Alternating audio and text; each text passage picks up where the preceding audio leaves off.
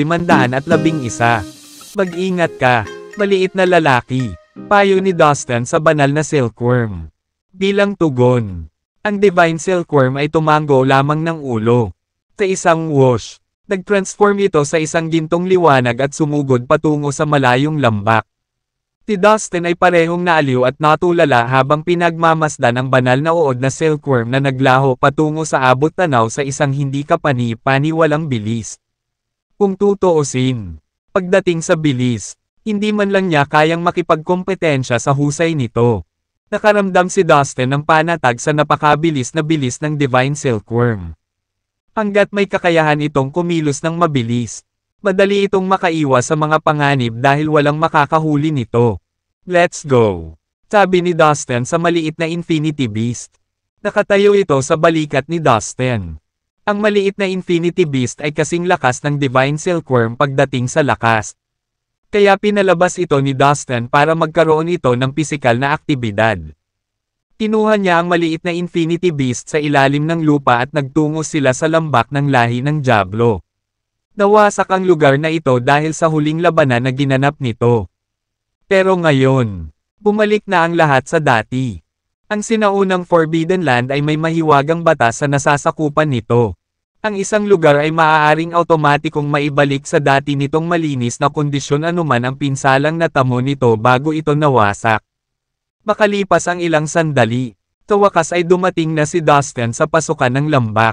Ang Divine Silkworm, sa kabilang banda, ay nasa labas na bahagi ng lambak. Habang papalapit ito sa kanyang destinasyon, bumagal ito at nagmamayabang sa lambak. Sa kasamaang palad, ang Divine Silkworm ay napakaliit para makuha nito ang anumang atensyon. Pagkaraan ng mahabang panahon, sa wakas ay napansin ito ng isang Devil Moth. Ano? Parang may kakaibang uod na sumusubok na makapasok. Curious na banggit ng Devil Moth. Sa kalaunan, nakuha nito ang atensyon ng isang dosenang higit pang mga tanga. Pinalibutan nilang lahat ang Divine Silkworm. Itong maliit na bagay. Baby Devil Butterfly ba? Not really. They are much bigger than this. And look, this one is golden in color. Ang larvae ng Devil Butterfly ay milky white. Totoo yan. Kung hindi ito isang Devil Butterfly, ano kaya ito? May ganyan ba sa Devil Insect race? Bihira ba yan? Dapat nating bawiin ito at hayaan ang kataas-taasang Grandmaster na tingnan. Nagsimulang magtalakayan ng mga mausisa na Diablo na gamo-gamo tungkol sa banal na uod. Siyempre, minamaliit nila ang kapasidad ng banal na uod kung isasaalang-alang ang maliit na sukat nito. Ang mga gamo-gamo ng Diablo ay agad na nag-isip na kaya nito. TB dangerous at all. Makalipas ang ilang oras, mas maraming gamo-gamo ang dumating at nagbahagi ng kanilang mga input para sa kanilang kakaibang talakayan. Kahit na napapalibutan ito ng maraming demonyong gamo-gamo, ang banal na uod na silkworm ay nanatiling hindi natitinag. Inilipat pa nito ang tingin sa kanila at binaliktad ang kanyang sarili. Maliit na kuko, mukhang nakakahiya. Wow! Ang cute naman nitong batang ito. Tinuri ng ilang mga batang babaeng Diablo na gamo-gamo ang banal na uod. Pinahahalagahan ang mga kaibig-ibig na katangian nito. Damn it! This little thing is so insignificant yet it takes so much attention. I can easily kill it with one claw. Pagyayabang at tawa ng isang lalaking Devil Moth. Sinusubukang takutin ang silkworm. Iniunat niya ang isang kuko at tumalbog patungo dito. Puff! Bago pa makadikit ang kuko nito, isang kakilakilabot na presyon ang dumurog nito. Nagulat sa biglaang pag-atake. Napasigaw ang demonyong gamo-gamo. Ang kanyang katawan ay itinapon palabas, na lumikha ng isang malaking hukay sa lupa, sa ilalim ng malalim na butas. Ang gamo-gamo ay nakahiga doon na hindi gumagalaw. Walang nakakaalam kung patay na ba siya o buhay. Ano? Ang maliit na pulutong ng mga demonyong gamo-gamo na nakasaksi sa lahat ay natulala. Ang masama pa nito, ang deblang gamo-gamo na itinapon ay ang pinakamaganda sa nakababatang henerasyon. At natalo siya ng isang galaw mula sa isang maliit na uod. May hindi tama. Terra, ibaba mo muna. Napagtanto ng mga gamo-gamo na ang gininto ang uod na ito ay hindi kasing simple ng sinisikap nitong makita. Ikinapak nila ang kanilang mga pakpak at lumipad patungo sa uod. Noon lang, bahagyang nanginig ang katawan ng Divine Silkworm. Boom! Habang ginagawa ito, ang katawan nito ay bumigay ng dumadagandong na maaaring mapagkamalang pag-crash ng tsunami.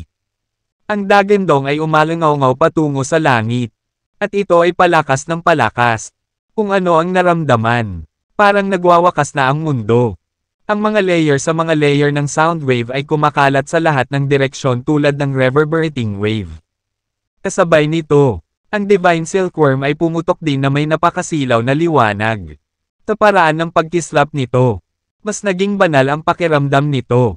Ang kalapit na mga demonyong gamo-gamo ay labis na natulala para magsabi o gumawa ng anuman. Nakatayo sila doon nang hindi gumagalaw. Naramdaman ang pag-ubos ng lakas mula sa kanilang mga katawan. Dahil sa biglaang matinding pressure, walang magawa ang mga gamo-gamo tungkol dito.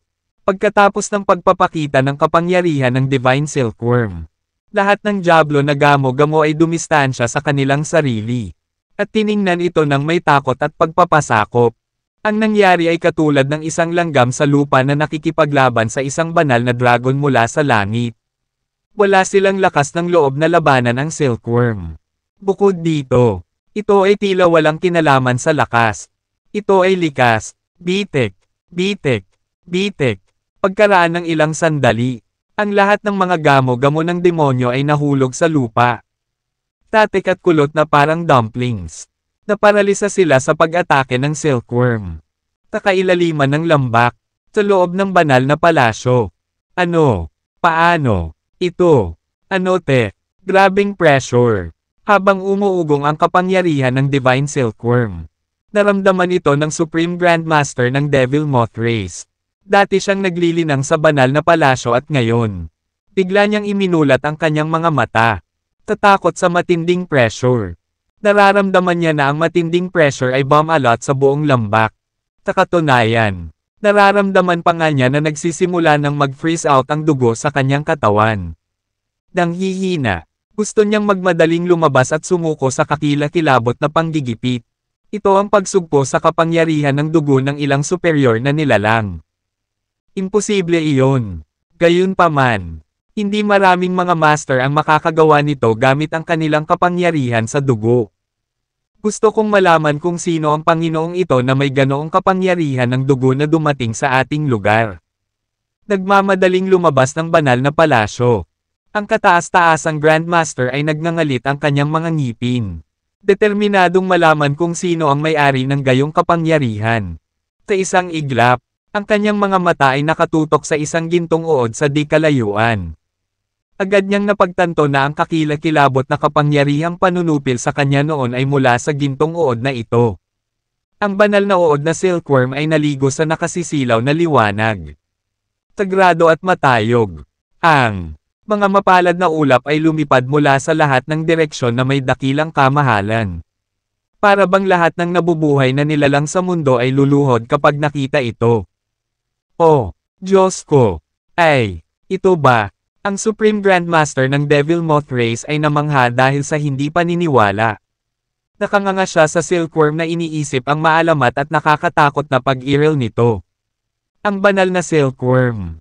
Bilang isang nangungunang master ng mga insekto, natural na alam niya kung gaano kakilakilabot ang Divine Silkworm.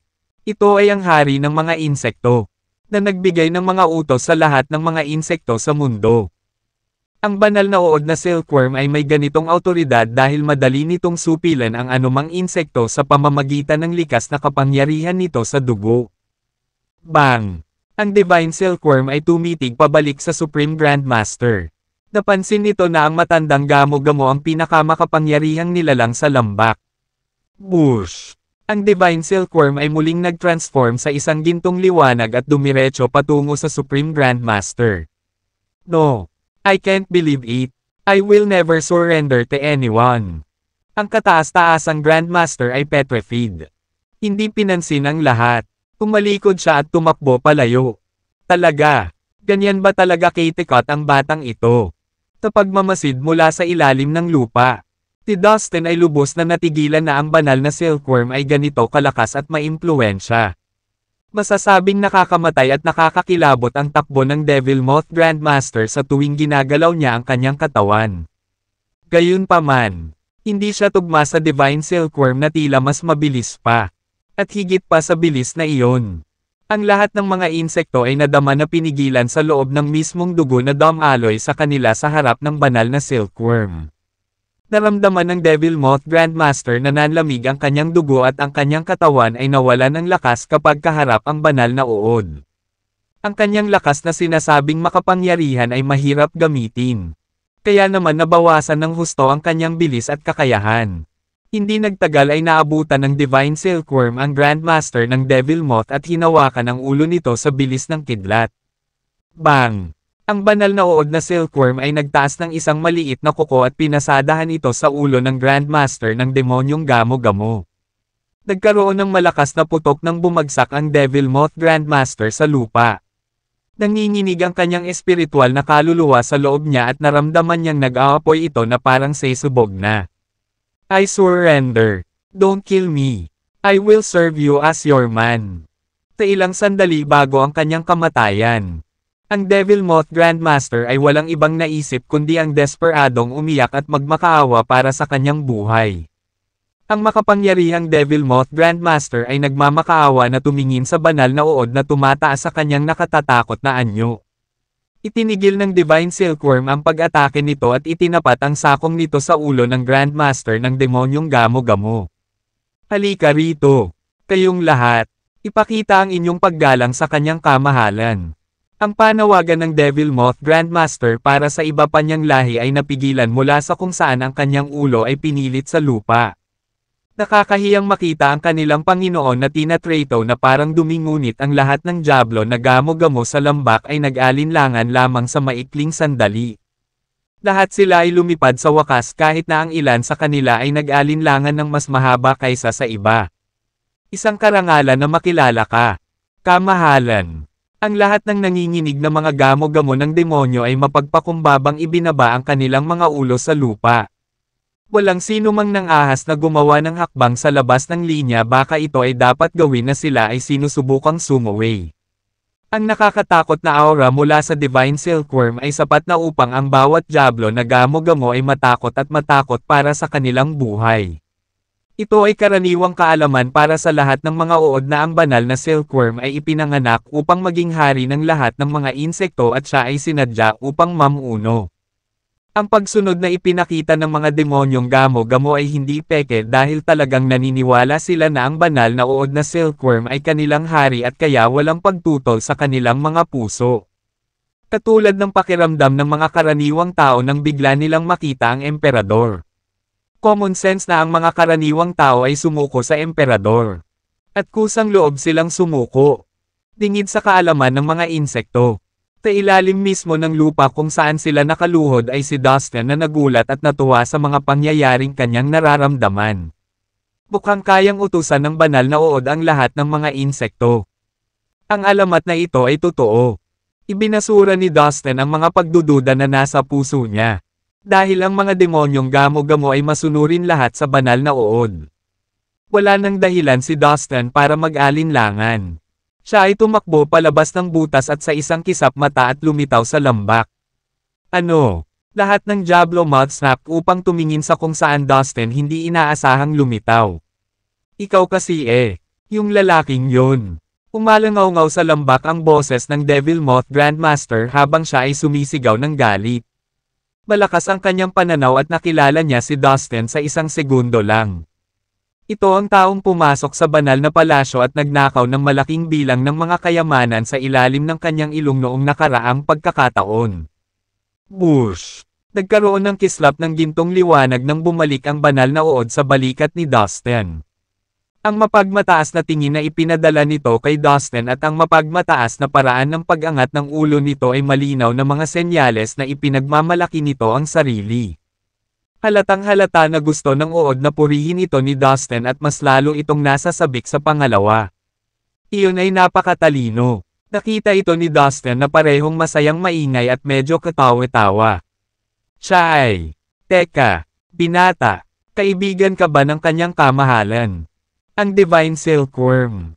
Nag-iba ang tono ng Devil Moth Grandmaster nang makita niya kung paano kumilos ang Divine Silkworm kay Dustin. Ang lahat ng mga insekto ay lumingon kay Dustin na may mga nalilitong ekspresyon habang sinusubukan nilang maunawaan kung ano ang nangyayari. Tama. I'm so sorry sa ginawa ko last time. Tumango si Dustin sa Devil Moth Grandmaster. Anyway, kahit na madaling natalo ang Devil Moth Grandmaster, isa pa rin siyang makapangyarihang master at pinanatili ni Dustin ang ilang anyo ng pagiging magalang para sa kanya. Well, since ikaw ay isang mabuting kaibigan ng kanyang kamahalan. Kung gayon, pagkatapos ay kalimutan mo na ito. Nagtagisan ang mga ngipin ng Devil Moth Grandmaster sa isa't isa habang nagsasalita siya. Nang makitang malapit na ang Divine Silkworm at si Dustin, alam ng Devil Moth Grandmaster na wala siyang choice kundi pakawalan ang pangyayari.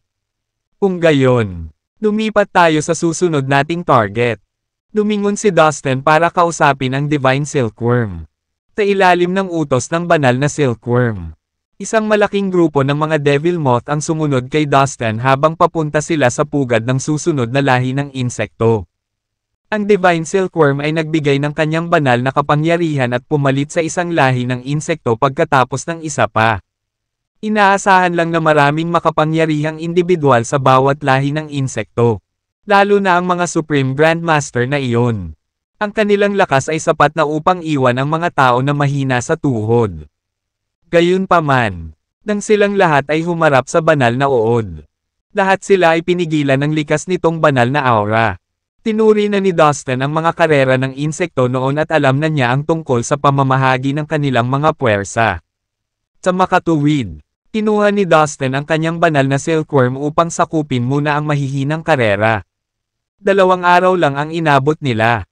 Ang banal na silkworm ay madaling pumalit sa 7 lahi ng insekto sa maikling panahon na iyon. Isang malaking grupo ng mga insektong nilalang ang sumunod sa likod ng Divine Silkworm na may matinding sigla. Ang kanilang enerhiya ay nagbigay sa kanila ng higit na lakas. Sa kanila, may ilang makapangyarihan na kahit si Dustin ay naiwang nakatitig sa pagkamangha. Next target, ang Gold Devouring Devil Bug. Ang pugad ng Gold Devouring Devil Bug ay nasa kanilang paningin at isang ngiti ang sumilay sa mukha ni Dustin. Sa loob ng base ng Gold Devouring Devil Bug ay isang malaking lambak ng ringtone. Ang lambak ay matatagpuan sa loob at napapaligiran ng 6 na bundok. Sa sandaling mag-utos ang banal na silkworm. Ang hukbo ng mga insektong nilalang ay nagkalat sa hangin at agad na pinalibutan ang buong lambak. Shit! May kaaway tayo. 12 ng mga surot na lumalamon ng ginto na nagbabantay sa labas ng lambak ay namutla sa gulat at halos magkatapakan habang sumusugod sila sa lambak upang iulat ang sitwasyon.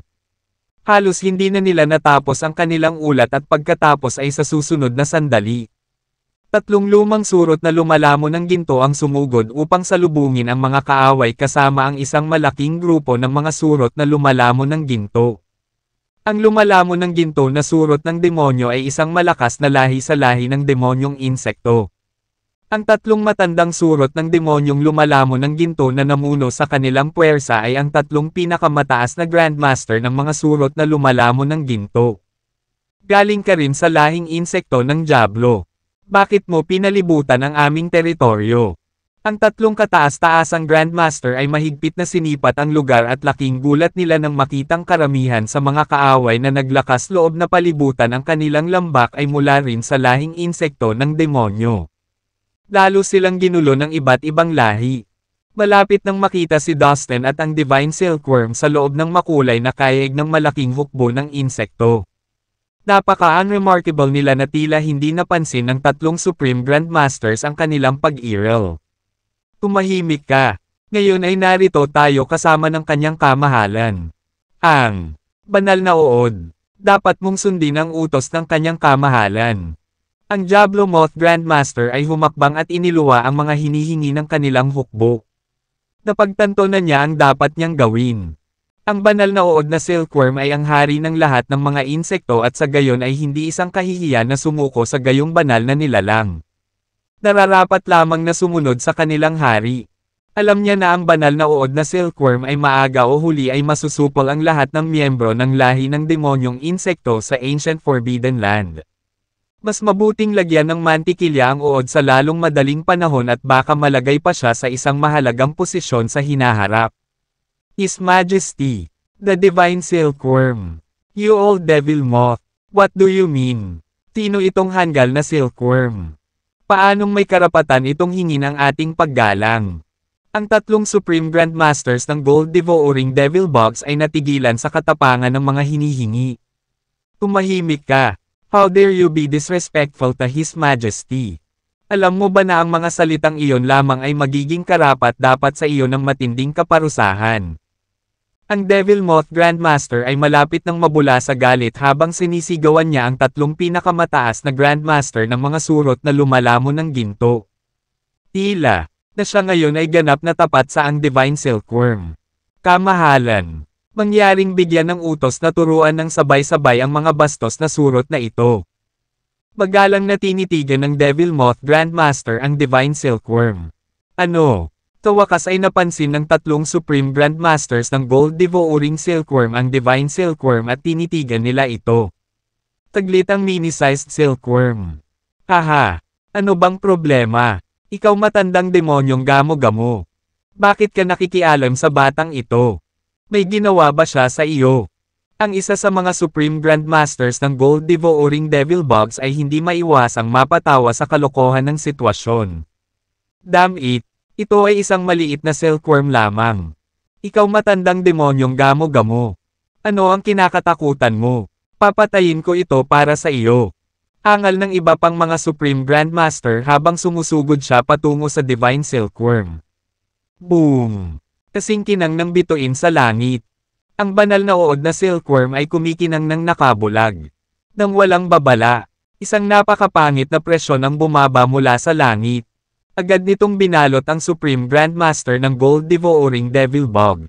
Ano? Takot na naninigas. Tumindig ang kanyang balahibo habang pinagmamasdan niyang mabuti ang Divine Silkworm. Pakiramdam niya ay lumalamig na ang dugo sa kanyang katawan. Bush! Ang banal na uod na silkworm ay sumugod patungo sa kanya.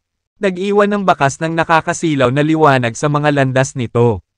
Bagamat gusto ng Supreme Grandmaster na lumaban at gumalaw, hindi niya nagawa dahil sa lakas ng pagsupil na naramdaman niya mula sa loob niya.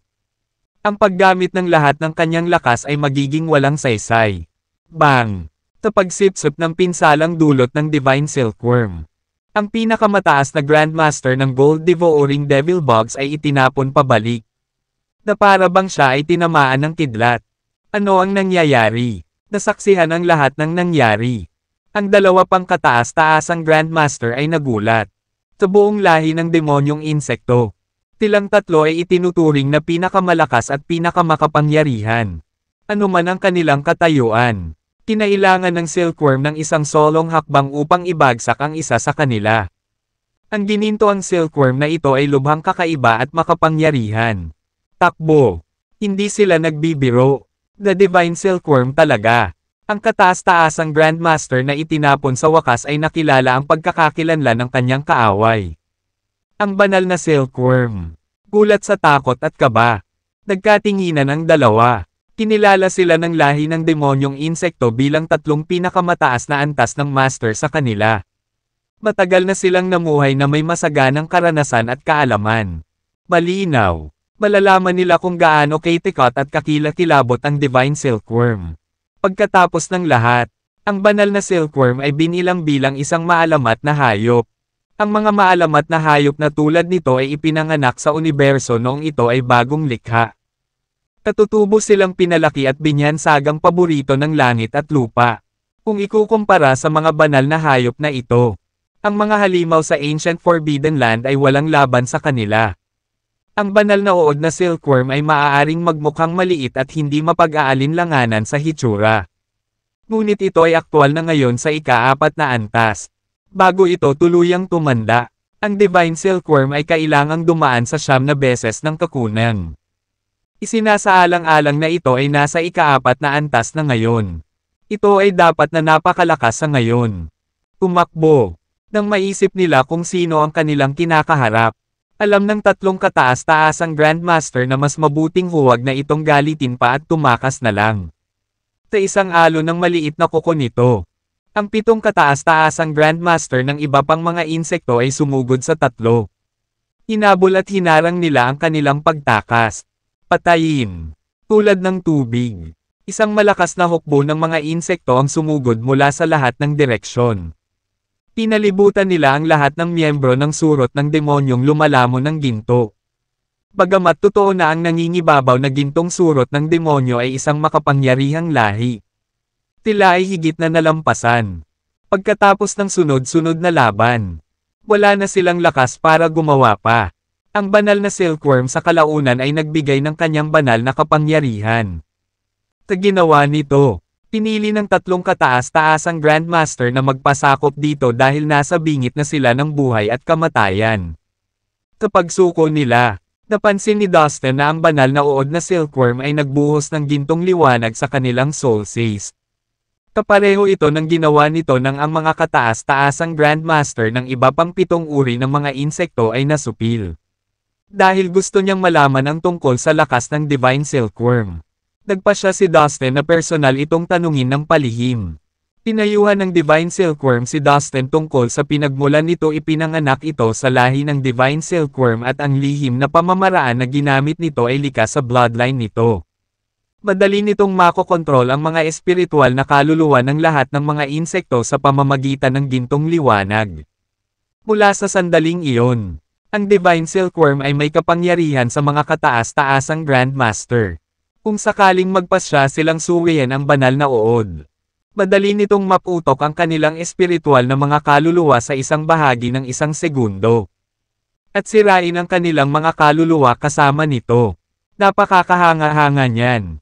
Sumingit si Dustin. Nabuhayan ng loob at nasa sabik at the same time.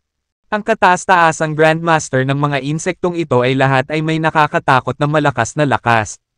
Bago ang kanilang labanan. Si Dustin ay talagang nag-aalala tungkol sa banal na silkworm. Sumagi sa kanyang isipan ang posibilidad na ang mga kataas-taasang Grandmaster na ito ay nagpapanggap lamang na sumusunod sa banal na uod at lihim na nagkikimkim ng masasamang hangarin dito. Sa kanyang sorpresa, ang Divine Silkworm ay nagawang hawakan silang lahat ng mag-isa at nakapagbigay ng magic spell sa kanila. Sa pamamagitan ng gininto ang liwanag na inilagay nito sa kanila. Hindi ito kailangang mag-alala na ang mga Supreme Grandmaster na ito ay gagawa ng anumang karumal-dumal laban dito sa hinaharap. Nang hindi man lang huminto para sa isang maikling pahinga.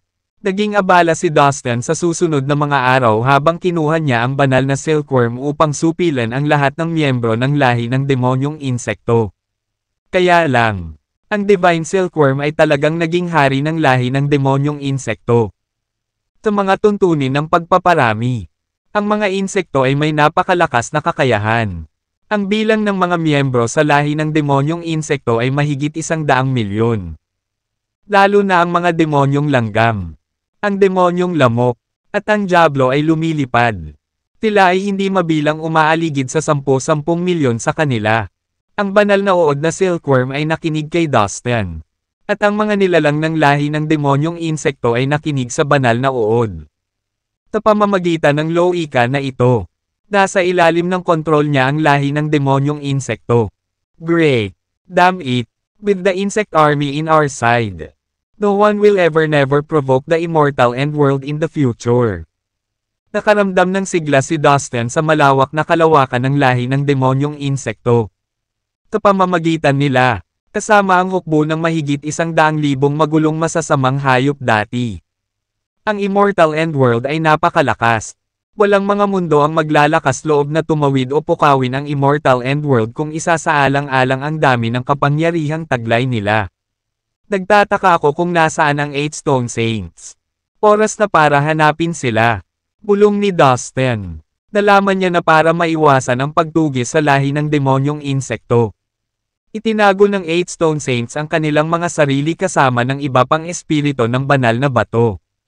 Hiniling ni Dustin sa bawat Supreme Grandmaster na magpadala mga tao para hanapin ang kinaroroonan ng mga espiritu ng banal na bato.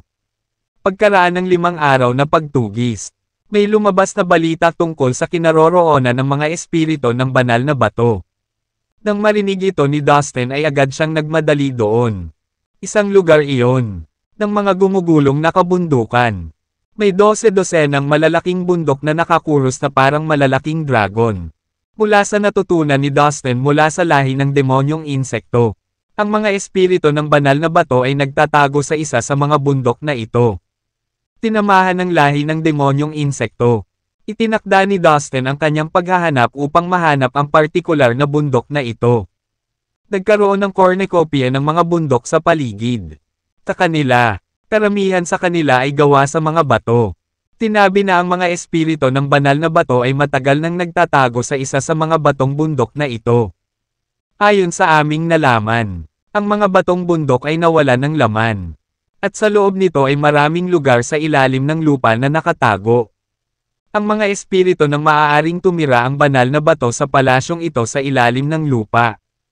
Payo ng isa sa mga kataas-taasang Grandmaster kay Dustin.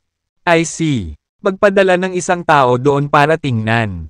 Tumango si Dustin bilang pagsang-ayon. Sa oras na ito, sa loob ng isa sa mga batong bundok, kung saan ang lahat ng nilalaman nito ay walang laman sa lahat, ay puno ng napakaraming palasyo. At sa isa sa mga palasyong ito, nag-iinyuman sa bulwagan nito ang 8 Stone Saints.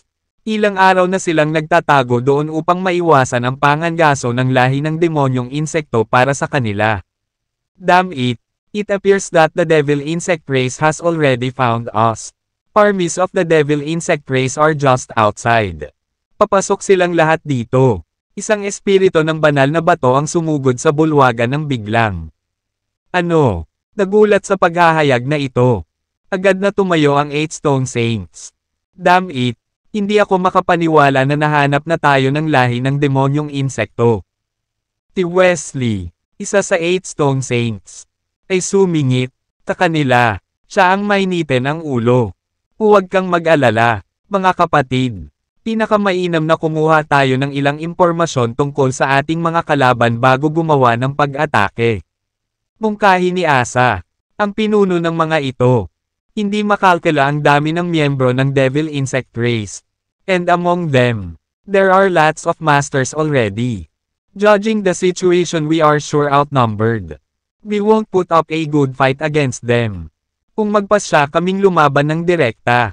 Marunong para sa amin na magplano ng aming pagtakas sa halip.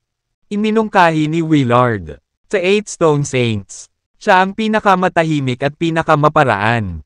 Tama, pagsang-ayon ni Asa.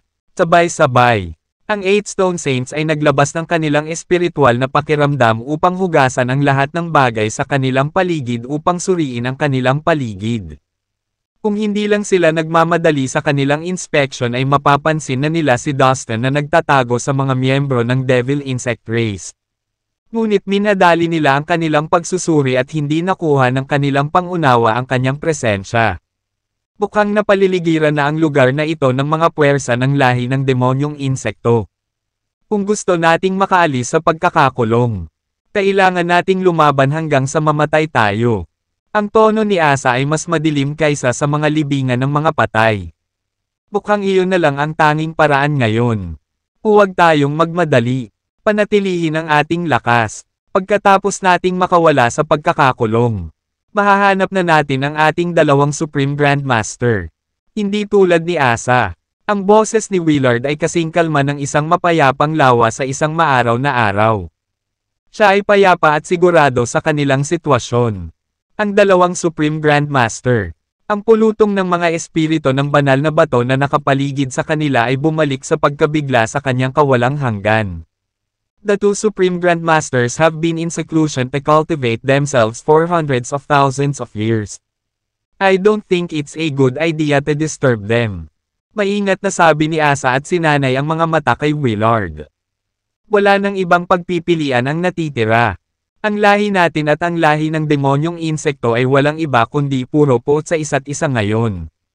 Kung patuloy na ganito ang sitwasyon, ang bagay na ito ay tungkol sa mismong kaligtasan ng ating lahi. Oras na para magpakita ang dalawang kataas-taasang Grandmaster. Sabi ni Willard. Tama ka. Tumango ang iba sa mga espirito ng banal na bato bilang pagsang-ayon. Tinagmasdan ng 8 banal na bato ang pag-uusap na may mga ekspresyong mas madilim kaysa sa mabagyong kalangitan. Hindi na maitatanggi na grabe ang sitwasyon nila ngayon. Napakaraming nilalang na mula sa lahi ng demonyong insekto. Bawat pulgada ng kanilang paligid ay natatakpan ng kayeg ng puwersa ng lahi ng demonyong insekto. Bawat galaw nila ay isang malakas na alon ng tubig. Kung ang mga espiritu ng banal na bato ay nagnanais ng kaunting pagkakataong makawala sa pagkubkob, kailangan nilang ibuhos ang lahat ng mayroon sila at dumihan ang kanilang mga kamay. Magmadali tayo at nang walang karagdagang abala. Ating titipunin ang lahat ng ating mga tao at lalayo sa pagkubkob na ito. Agad na pinag-rally ni Asa ang lahat ng kanilang mga kasama. Opo, Ginoo. Ang espiritu ng banal na bato na dumating at nagulat. Agad na kinuha ang deklarasyon ni Asa at nagmamadaling umalis. Hindi nagtagal ay nagtipon-tipon ang lahat ng espiritu ng banal na bato. Kaunti lang ang mahigit 1,000 sa kanila sa kabuuan. Bagamat ang bawat isa sa kanila ay makapangyarihan sa kani-kanilang mga paraan. Ang kanilang mga kaawa-awang bilang ang tunay na dahilan kung bakit hindi sila makalaban ng husto laban sa ulo sa pag-atake ng lahi ng demonyong insekto. Ang 8 Stone Saints ay umalis sa gilid ng bundok kasama ang higit sa 1,000 miyembro ng kanilang mga kasama at tahimik na parang buwan nang sila ay lumabas. Kasing bilis ng pagtama ng kidlat. Ang mga puwersa ng espiritu ng banal na bato ay sumugod sa parehong direksyon. Walang pagkakataon sa kanilang mga desisyon na umatake. Ang direksyon na pinili ng 8 Stone Saints ay ang pinakamahinang depensa ng lahi ng demonyong insekto. Ang 8 Stone Saints ay nanguna sa pagsalakay na parang mabangis na tigre at iginuhit ang atensyon ng lahat sa kanilang kapangyarihan. Ang natitirang mga espiritu ng banal na bato ay nakipaglaban ng kasing bangis ng 8 Stone Saints. Sila ay hindi mapigilan kahit na sila ay isang puwersa ng 1,000 lamang. Bumagsak sila sa mga nakakalap na insekto sa isang malakas na alon. Dingid sa kaalaman ng mga espiritu ng banal na bato. Ang kanilang mga kaaway ay inutusan na huwag makipag-ugnayan sa kanila. Sa halip na gumanti, ang mga puwersa ng lahi ng insekto ay umatras lamang at nagmamadaling umatras mula sa labanan. Huwag kang kabahan. Kakampi natin sila. Isang binata ang sumugod sa kanilang tabi at ngumiti sa 8 Stone Saints. Ano? Ang lahat, kabilang ang 8 Stone Saints at ang 1,000 o higit pang mga espiritu ng banal na bato, ay tumigil sa kanilang pag-atake habang sila ay bumalik sa gulong upang titigan ang binata. Ang bawat isa ay nagtataglay ng nabigla na ekspresyon sa nakalilitong deklarasyon. Ang pagbabago sa sitwasyon ay nagbigay sa kanila ng whiplash. Naisip nila na magkakaroon ng labanan para sa buhay at kamatayan. Ngunit ngayon, nagbago ang mga bagay at hindi nila alam kung paano mag-react. What's wrong? Hindi mo na ba ako nakikilala? After all this time, matingkad ang ngiti ni Dustin habang papalapit sa 8 Stone Saints. Umawak ang Divine Silkworm sa buhok ni Dustin at umindayog pabalik-balik.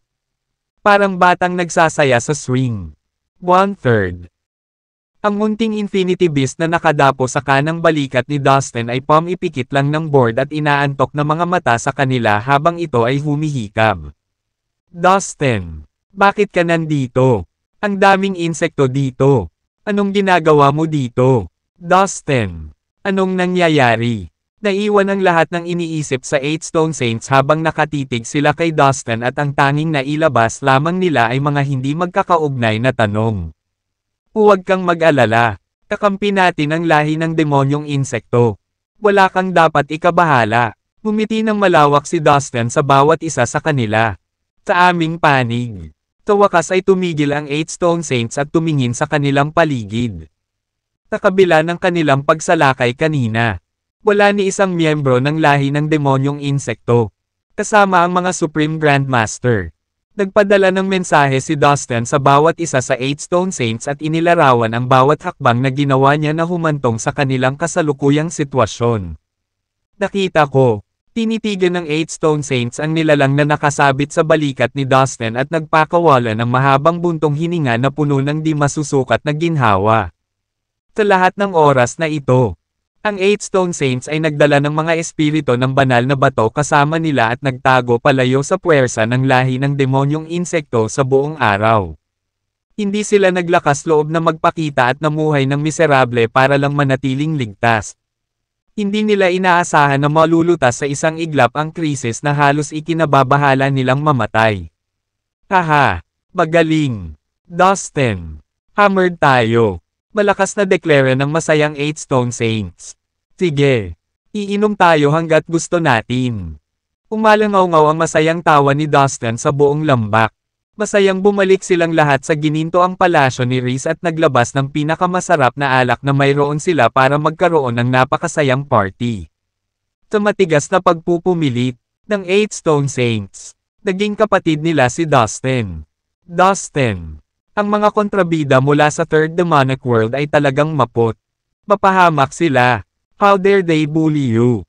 Dustin! Bakit hindi natin ipadala ang ating hukbo at direktang pumunta at patayin ang lahat ng masasamang nilalang mula sa Third Demonic World? Ibinagsak ni Wesley ang kanyang baso sa mesa at inihampas ang kanyang kamao sa nanginginig na kahoy habang siya ay sumisigaw sa galit. Ikinwento ni Dustin ang kwento sa pagitan ng Immortal End World at ng Third Demonic World of the Evil Abyss World sa Eight Stone Saints habang kumakain at umiinom sila ng busog. Ang Abyss Demon Ray sa Evil Abyss World ay isang makapangyarihang puwersa sa universo. Ang Third Demonic World ay nireranggo sa hulihan sa mga 18 mundo sa Evil Abyss World. Kaya naman ang kabuoang lakas ng kanilang mundo ay hindi ganoon kalakas. Pero medyo nakakatakot si Devil Ancestor Bale. Kung nandyan si Devil Ancestor Bale, mahihirapan tayong sirain ang Third Demonic World. Pagod na napabuntong hininga si Asa sa mga galit na lasing na nakaupo sa kanilang mesa at nagsali ng isa pang baso. Tama. Nabalitaan ko na may 10 Grand Leaders sa Third Demonic World at lahat sila ay makapangyarihan at halos imposibleng talunin. Ibinahagi ni Reese ang kaunting alam niya kung sakaling makatulong ito. Hindi madaling makitungo kay Devil Ancestor Bale. Maaaring mahirap talunin siya. Ngunit posibleng talunin natin ang 10 Grand Leaders. Ngayong ang lahi ng demonyong insekto ay nasa iyong utos. Kasama ang lahat ng mga Panginoon ng Diablo. Lahi ng insekto. Kasama namin ang 8 banal na bato. Ang iyong 8 magulong masasamang hayop. At ang iyong sarili. Tiyak na makakapatay tayo ng hindi bababa sa 3 engrandeng pinuno ng walang kahirap-hirap kung tayo ay magtutulungan. Magiging madali sa ating pinagsamang kapangyarihan. Baka magkaroon tayo ng pagkakataon. Kahit kung kailangan nating humarap sa 10 Grand Leaders ng sabay-sabay. I already have a way to lure in the 10 Grand Leaders and end them once and for all. Kumpiyansa nang umiti si Willard sa kanilang grupo. Talaga. Nagtataka namang tumingin si Dustin sa kanya. Willard had always been calm and resourceful, no? Dustin. Maaari kang magtago sa pasukan ng Evil Abyss World at patayin ang mga masasamang nilalang mula sa Third Demonic World. Kung espesyal mong i-target ang mga ito, tiyak na makukuha mo ang kanilang lubos na atensyon. Ang 10 Grand Leaders ay magagalit kapag nakuha na nila ang balita. Lalo na ang 5 dakilang pinuno. Na ang mga inapo ay nasa iyong mga kamay. Malamang nasusundan ka nila. Kapag nagawa na nila, maaari natin silang patayin at wakasan ang ilang mga dakilang pinuno ng sabay-sabay. Ipinaliwanag ni Willard ang kanyang simpleng plano sa kanyang nabighani na madla. Well, we can give that a try. Madaling pagsang-ayon ni Dustin. Ang 10 Maringal na pinuno ay ang pinakamay kakayahang subordinate ng Devil Ancestor Bale. Kung nagawa nilang patayin ang ilan sa mga dakilang pinuno, tiyak na hihina sila sa lakas ng Third Demonic World. Higit pa sa sama ng loob ni Dustin para sa Devil Ancestor Bale. Hindi pa rin niya nakakalimutan ang panahon kung kailan ipinadala ng Third Demonic World ang kanilang mga mandirigma para harangan ang lugar sa paligid ng Immortal End World. Oras na para bayaran nila iyon at alam ni Dustin na kaya nilang lumaban gamit ang kanyang kasalukuyang lakas. Okay. Pumunta tayo sa Third Demonic World at gumawa ng eksena. Ang pinagsamang puwersa ng lahi ng demonyong insekto. Ang Eight Stone Saints. Ang kanyang 8 matalinong magulong masasamang hayop. At ang kanyang sariling lakas ay tunay na malakas. Wala nang dahilan para matakot si Dustin sa mga masasamang nilalang mula sa Third Demonic World. Pagkatapos magpas siya, umalis sina Dustin at 8 Stone Saints at umalis sa Ancient Forbidden Land. Ang banal na silkworm ay malinaw na nag-utos. Ang bawat species ng lahi ng insekto ay kailangang pumili ng kanilang pinakamakapangyarihang mga miyembro at ipadala sila upang bantayan si Dustin. Pinili rin ng 8 banal na bato ang kanilang mga pinagkakatiwalaang subordinate at isinama sila. Samantala, isinama ni Dustin ang 4 na matalinong magulong masasamang hayop. At iniwan ang iba pang 4 upang ipagtanggol ang Immortal End World habang siya ay wala. Sa mabituing kalangitan, ang barkong pandigma ay naging isang hindi nakikitang liwanag, na bumibilis sa napakabilis na bilis. Wow! Ang barkong pandigma na ito ay hindi kapani-paniwalang mabilis. Ang 8 banal na bato ay nagpuri sa bibig na nakanganga. Kasama si Dustin. Nakasakay sila sa barko, kaya ramdam na ramdam nila ang bilis ng kidlat nito. Ini-teleport ni Dustin ang iba pa nilang kasama sa Slave Tower bago sila umalis.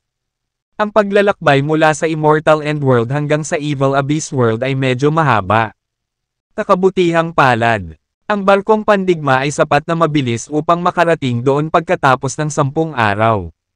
Napansin ni Dustin at ng 8 Stone Saints ang pagbabago sa kapaligiran at sa paligid, na nagpapahiwatig na malapit na sila sa kanilang destinasyon.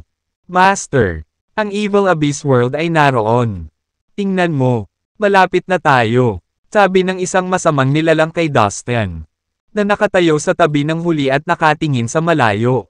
Siya si Solo, ang nagboluntaryong pagsilbihan si Dustin. Partikular na hiniling ni Dustin kay Solo na manguna. Tumalayo sa universo ay isang malawak na lugar na nababalot ng malalalim na ilaw at masamang aura.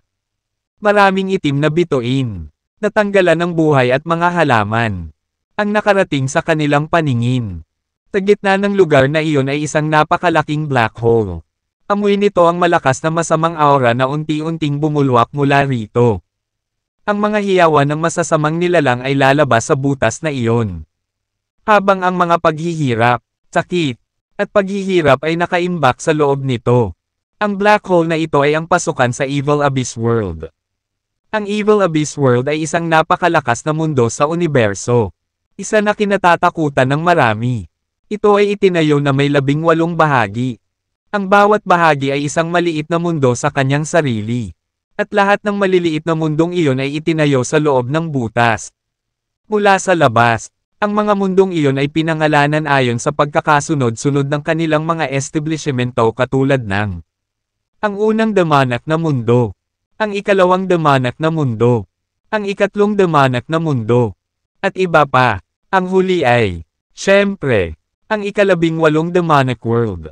So, this is the Evil Abyss World. Bulong ni Dustin. Nakapulupot ang mga kamay sa likod niya. Siya at ang 8 Stone Saints ay nakatayo sa barkong pandigma. Nakatingin sa malaking butas. Hindi ako makapaniwala na may malaking mundo sa napakalaking black hole na iyon. Nagulat sila sa naisip. Guro, ang Evil Abyss World ay isang kakilakilabot sa paligid ng lugar na ito. Pagkatapos magpas siya, umalis sina Dustin at 8 Stone Saints at umalis sa Ancient Forbidden Land. Madalas silang nakikipag-ugnayan sa labas ng mundo. Maraming masasamang nilalang ang pumapasok at lumabas sa pamamagitan ng pasukan na iyon. Halos araw-araw, kung mananatili tayo rito para maghintay at magmasid, tiyak na makikita natin ang mga masasamang nilalang ng Third Demonic World. Sabi ni Solo na mukhang matatag. Alam niya ito dahil isa siyang masamang nilalang ng Third Demonic World. Gayunpaman, isang Engrandi, tinira ng pinuno ang kanyang pamilya, na lumikha ng matinding sama ng loob sa kanyang puso laban sa mga awtoridad at makapangyarihang masasamang nilalang sa Third Demonic World. Iyon mismo ang dahilan kung bakit handa siyang pagsilbihan si Dustin. Okay then, mananatili kami dito. Kapag nahanap na natin ang masamang nilalang mula sa Third Demonic World, bawasakin natin silang lahat. Sumang-ayon si Dustin sa isang simpleng tango. At pagkatapos ay tumalikod upang utusan ang barkong pandigma. Biglang, isang array ang na-activate. Nag-disguise at ginawang invisible ang barko. Talagang nabubuhay ang barkong pandigma ng Tycoon World sa reputasyon nito. Papuri ng 8 Stone Saints. Kahit na sila ay naninirahan sa pag-iisa sa Ancient Forbidden Land, mayroon pa rin silang nalalaman tungkol sa labas ng mundo. Ang barkong pandigma ng Tycoon World ay sikat sa universo, kaya't matagal na nilang narinig ang tungkol dito. Sa katunayan, ilang taon na silang naghihintay para makita ito ng personal, higit pa para makasakay dito. Guro, tingnan mo, mga masasamang nilalang ng Third Demonic World. Halos mapasigaw si Solo kay Dustin sa halip na hinaan ang boses. Mahigpit niyang binabantayan ang pasukan ng Evil Abyss World. Agad na natuwa sina Dustin at 8 Stone Saints. Pamaba ang kanilang mga leeg sa paghahanap sa mga nilalang na iyon. Biglang lumutang ang mga puting bungo mula sa black hole. Mayroong higit sa 10 sa kanila. Ang mga bungo na ito ay talagang mga barkong pandigma ng lahi ng demonyo sa kailaliman. Bilang bahagi mismo ng Third Demonic World, nakilala ni Solo ang mga sisidlang iyon sa unang tingin. Kukunin ko sila. Tabik na bulalas ni Reese. Naiinip na siya pagkatapos ng mahabang panahon na paghihintay. At ngayon ay nakahanap na siya ng kapana-panabik na gawin. Walang ibang salita. Bumaba siya sa barko. Iniunat niya ang kanyang kamay. Pinalaki ang kanyang kamay na umabot sa langit sa itaas kung saan naanod ang mga skull warship. Ang kanyang kamay ay naglabas ng napakalaking kapangyarihan at enerhiya. At bumaril patungo sa corvette. Sa isang iglap, biglang nalock ang espasyo. Ang lahat ng mga barkong pandigma ng bungo ay nagyelo, na huminto sa kanilang pag-anod at paggalaw. Oh, my God! Ano yon? Sumigaw ang mga hiyawan mula sa mga corvette ng bungo. A bunch of weaklings, sabi ni Reese, umiling-iling sa sobrang pagkabigo. Kinuha niya ang mga barkong pandigma ng mga kaaway at bumalik sa kanilang sarili. Here you go, Dustin, sabi ni Reese. Itinapon niya ang lahat ng bungo na barkong pandigma kay Dustin na parang nagtatapon ng basura sa isang basurahan. Sa katunayan, hiniling din ni Dustin ang 8 Stone Saints na ibigay sa kanya ang masasamang nilalang. Pagkatapos ay dinurog niya ang lahat ng mga sisidlan, na pinilit na palabasan ang lahat ng masamang nilalang mula sa kanila. Ang dalawang masamang nilalang ng 6th Evil Energy Realm ay ang pinakamalakas sa Horde. Katulad sila ng mga human cultivator na nasa preliminary stage ng Immortal King Realm. No wonder nahuli sila ni Reese sa isang galaw. We work for Grand Leader Wedel of the Third Demonic World. Who the hell are you? Bakit mo ginawa ito sa amin? Hindi ka ba natatakot na makipagkulitin sa ating Grand Leader na si Wedel? Tigaw ng isa sa pinakamakapangyarihang masasamang nilalang kay Dustin, na nakatingin sa takot at sama ng loob. Haha, tanga, nahuli ko pa ang anak ng Grand Leader mong si Wedel. Akala mo pa ba matatakot ako sa Grand Leader mo? Panunuyan ni Dustin na may nakaukit na saplada sa mukha. Anong sabi mo? Nasa kamay mo ang anak ng Grand Leader natin. Ang dalawang masasamang nilalang sa 6th Evil Energy Realm ay lubos na natigilan. Ang kanilang mga mata ay nakanganga habang nakatingin sa isa't isa ng nanlalaki ang mga mata. Pagkatapos ng sinabi ni Dustin, tumagal lang ang dalawa ng ilang segundo. Para makilala siya, ikaw si Dustin Lee ng Immortal End World. Sabay-sabay na bulalas ng dalawang masasamang nilalang. Kumalat na sa buong Third Demonic World ang anak ni Grand Leader Wedel na kinidnap ni Dustin ng Immortal End World. Oo, tama iyan. I am Dustin. Gumisi si Dustin na halatang kinukutsa ang dalawa.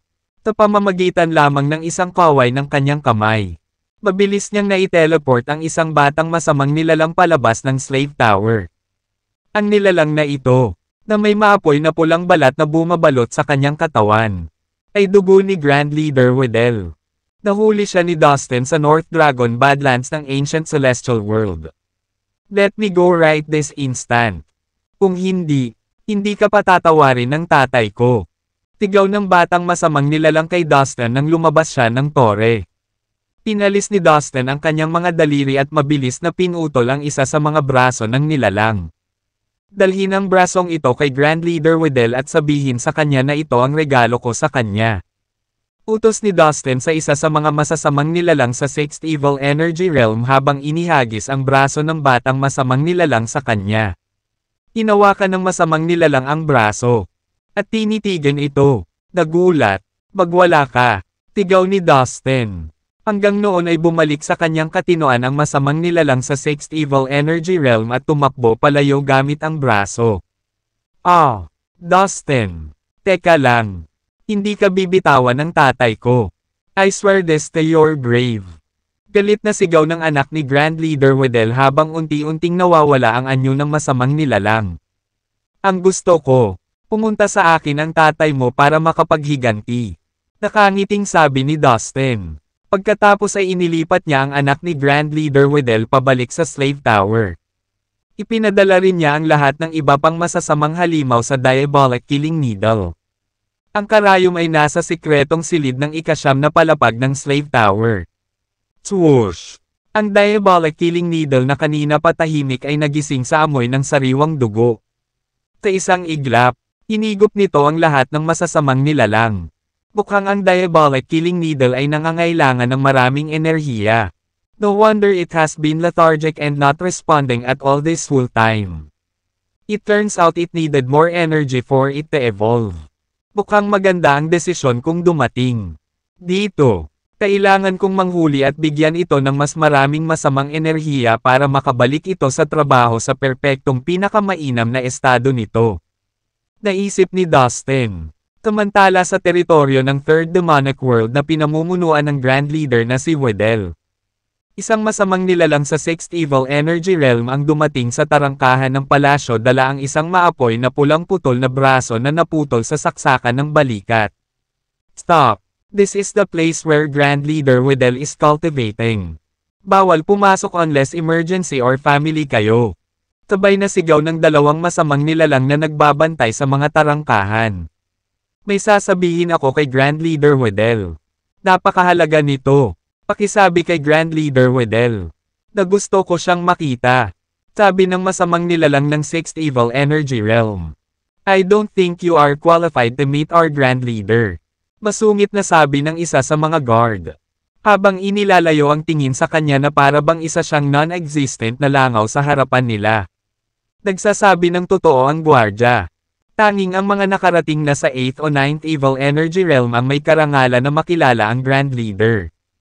Ang isang masamang nilalang ng 6th Evil Energy Realm na tulad niya ay nasa ilalim ng strata at hindi kwalipikadong hawakan man lang ang kanyang sapatos. Sa tingin ko ay hindi mo naiintindihan ang sitwasyon. Ito ang braso ng anak ni Grand Leader Wedel.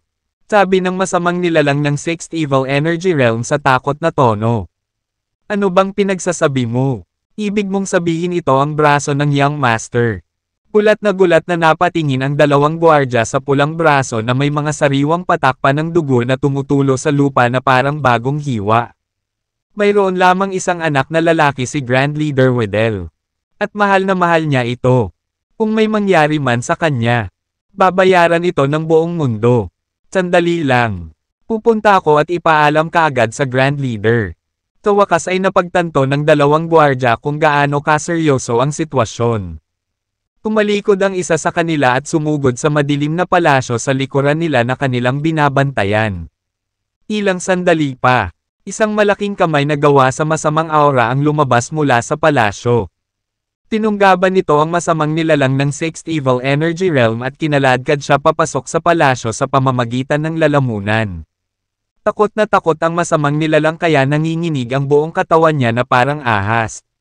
At bagaman malamig sa labas, isang manipis na butil ng pawis ang tumutulo sa kanyang likuran. Ang gusto ko, pumunta sa akin ang tatay mo para makapaghiganti. Nakangiting sabi ni Dustin. Tell me, what the hell is going on? Paano mo nakuha ang putol na kamay ng anak ko? Dumagundong ang boses ni Grand Leader Wedel. Na para bang masasabog nito ang palasyo. Sir, wala po akong kinalaman dito. Ang masamang nilalang ng 6th Evil Energy Realm ay nauutal. Nahihirapang huminga kahit isang simpleng hininga. Siya ay nanginginig at lumuhod sa lupa.